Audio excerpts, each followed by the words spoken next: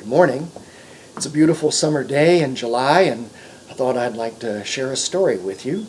This story is called Going Fishing. I wrote this a number of years ago when we lived in the old farmhouse. A lot of the stories I'm going to share were written at this time. And you know, in that old farmhouse, a beautiful old front porch, and I could sit out there and watch insects and watch the flowers and watch chipmunks. And I looked over one morning, and there was the apple tree, and I knew under that apple tree were the earthworms that I would often go get in a can so I could take my boys fishing in the pond. Well, I got to thinking about those earthworms, and so I wrote this story called Going Fishing. And it goes like this. Once, upon a beautiful summer morning, a young girl decided she was going to go fishing. So she got a can and she walked underneath this apple tree, and when she walked under the apple tree, the earthworms living under the tree in the shade and the moist soil, doing what earthworms do, munching on rotten sticks and leaves and branches, when they sensed movement, as far as they knew, it could be a robin looking for a worm to eat. It could be a leopard frog looking for a worm to eat. So those earthworms, they contracted and made themselves small. But of course the vibrations were from the young girl.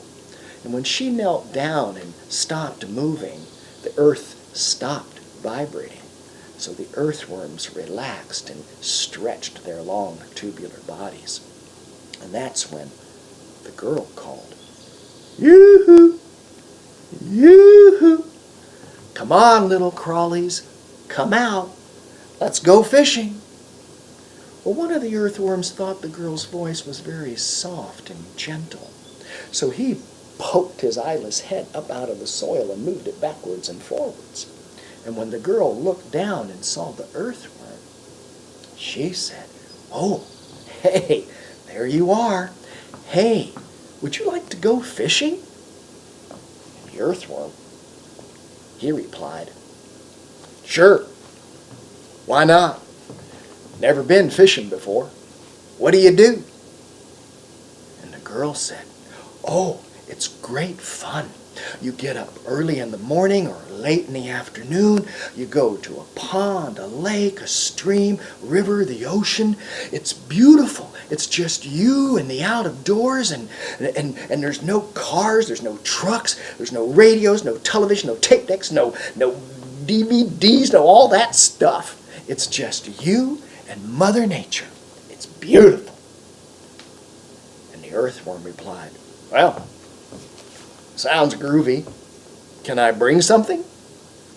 And the girl thought, and she said, "You know, as a matter of fact, you can." She said, "I'll bring the fishing poles, and you can be the bait." And the earthworm replied, "Sure, why not?" So the earthworm crawled under the ground to get ready to go fishing. The girl, she was really excited.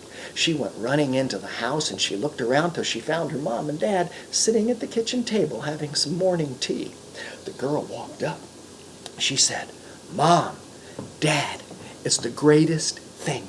I just met an earthworm. He's a real nice guy. As a matter of fact, later on this afternoon, we're going to go fishing. I'm bringing the fishing poles.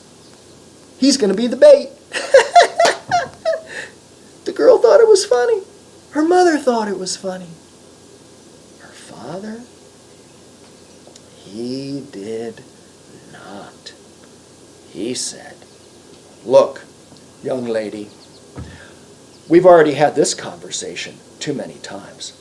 And how many times have I told you that you are getting too old to come home with this fairy tale nonsense about talking to animals? And so as far as I'm concerned, because we've had this conversation too many times, the only place you're going this afternoon is to your room." And the girl, she said,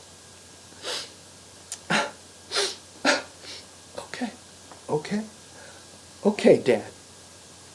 And she went to her room. Well, the earthworm, he was under the ground getting ready to go fishing. The first thing he did was look around till he could find his favorite camouflaged hat with the brim turned up on one side. Then he looked around for some sunscreen because he didn't have any hair on his head. He didn't want the sun to dry out his skin. So now he got his hat, he had his sunscreen, and he might be really wet around the pond, so he slipped into a rubber boot, and then he thought he'd look really cool in some sunglasses, and he found some and he put those on, and then he started crawling up out of his hole. Well, that's when his mother happened to be crawling by. She rubbed up against him, and she said, "Where are you going dressed like that?" And he replied, "Yo, Mom, I'm going fishing." And the worm's mother said, "Going fish, fish, fish, fish, fish, fish, fish." He said, "Mom, what's the matter? You got some goo caught in your gizzard?" She said, oh my gosh. She said, "Look, you're an earthworm. You don't want to go fishing. People take earthworms because fish eat earthworms. People take the worm and they stick it on a hook.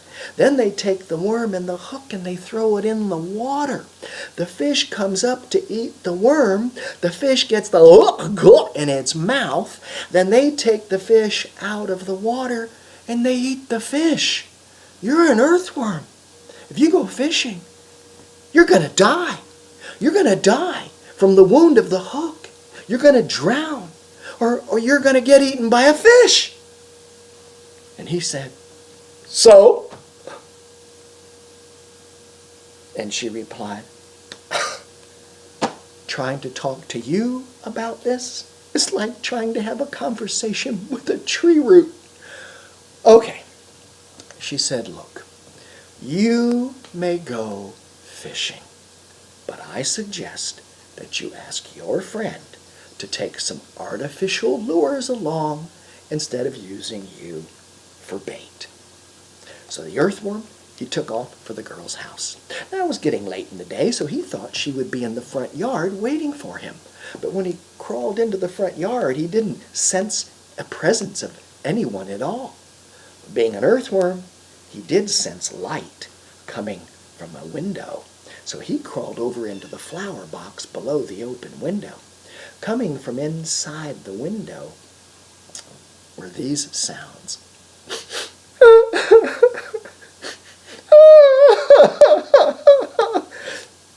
It was the young girl.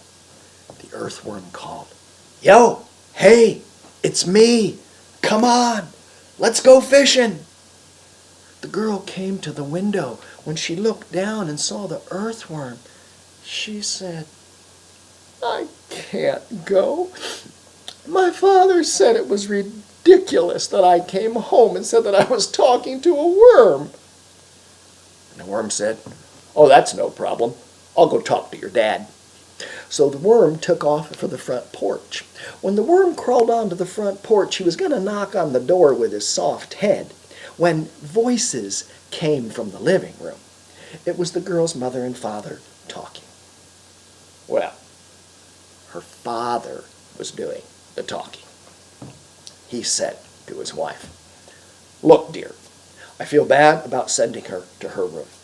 But how many times have I told her that she's too old to come home and with this whole fairy tale nonsense about talking to animals?"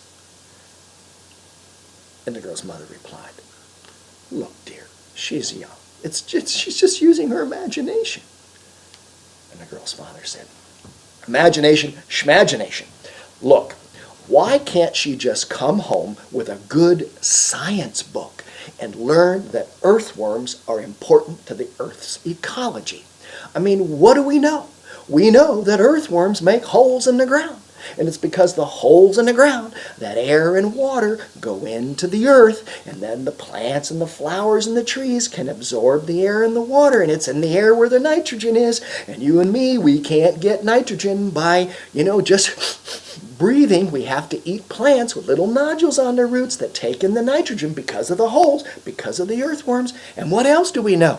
We know not us, but if we go covering up this whole planet with concrete and asphalt just for more shopping centers and just for more stuff stuff, then there aren't going to be any more holes in the ground. And if there aren't any more holes in the ground, there's not going to be any earthworms. And if there aren't any earthworms, there's not, well, like I said, there's going to be no holes. No holes, no air. No air, no water. No air, no water, no flowers, no trees, no plants, no food, no people. And just then, there was a on the door. The girl's father, his face was red like a tomato. He said, "I'll get it." He went to the door. He was hoping it would be an insurance salesman so he could tell the guy to go jump in a lake. So when the dad opened up the front door and looked out, there wasn't anybody there at all. But when he looked down at his feet, there was the earthworm. He had on his hat, he had sunglasses, a tube of sunscreen. He said, "Hi, can I talk to you about your daughter?" That's when the man's eyeballs swelled up like grapefruit and his face went flush. He just turned around, started walking through the living room like he had seen a ghost. The girl's mother, she got up. She walked over to the door. And when she saw the earthworm, she said, "Oh, good afternoon. You must be the earthworm who's going fishing with our daughter. Would you like to come in and sit down?" Well, before the earthworm could crawl through the door, the girl came up. She was ready to go fishing. She had 4 fishing poles. And her dad came up, and now he too was ready to go fishing. He had on his camouflaged hat. He had on his sunglasses and a tube of sunscreen. And the girl's mother said, "Well, it looks like we're ready to go. Let's go fishing." So they went down to the pond. Except when they got there, the girl's father felt that instead of the earthworm being the bait, that he should be the bait. So the girl's father got on the worm's hook and he went underwater and he caught the fish with his bare hands and then he threw them up on the bank and they had a fish fry. I happened to be walking by, and when the girl's mother saw me, she said, "Hey, mister, we're having a little fish fry here. Would you like to join us?" I said, "Yes, ma'am, thanks a lot." And I walked over there, and before I sat down, I looked around. I couldn't believe it. There was the girl, her mother, her father, and the earthworm. And when I saw the earthworm, I said, "Hey, buddy, where'd you get that hat?"